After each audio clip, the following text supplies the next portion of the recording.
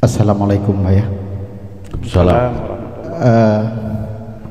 Terkait dengan kriteria imam yang kadangkala terjadi tafawud, nah kurang lebih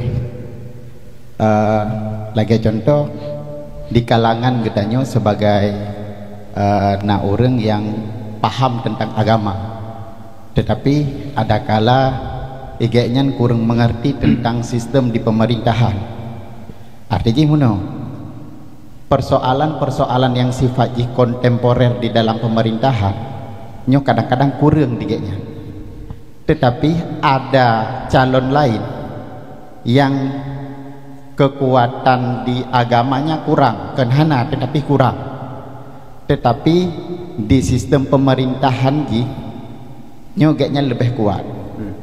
Yang jadi pertanyaan ji nyo hal-hal yang lagi nyo yang tak prioritas kali katanya untuk tak jadikan orangnya sebagai imam. Artinya ada prioritas yang pertama yang kadang-kadang nyan hanjit tak abaikan katanya. Ada yang level kedua hingga tak urutkan kepada level-level yang paling rendah. Lagi nyan maksudnya. Terima kasih kepada kamu. Persilakan kepada ayah terhadap persoalan yang disampaikan oleh Dr. Saifuddin. Pertama, dalam hal pengetahuan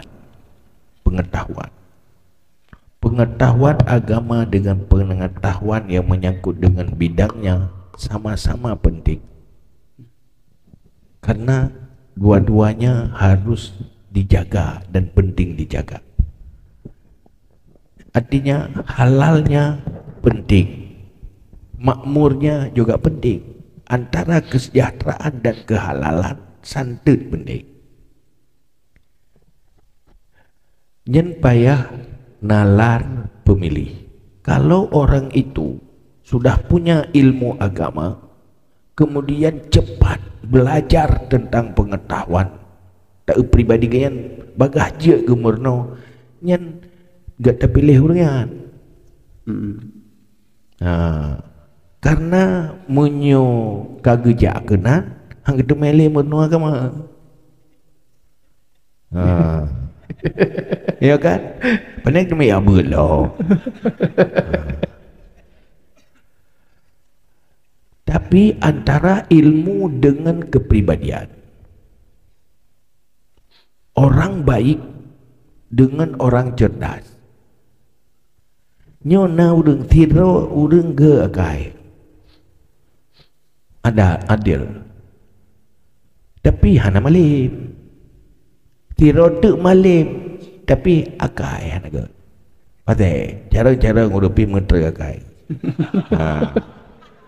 Gop sari bungun. Nah udah hana cara piga akai ya. Nyen gedahulukan baiknya.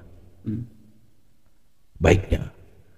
Karena mencerdaskan orang baik lebih gampang dari memperbaiki orang jahat yang cerdas. Maka kudimal adilan. Menyemutapat orang bro mandua, yang akal lufiskan yang kurang bro, yang baik hana urang, yang hanjit kosong. Nah, kosongnya yang menjadi dosa besar. Nah,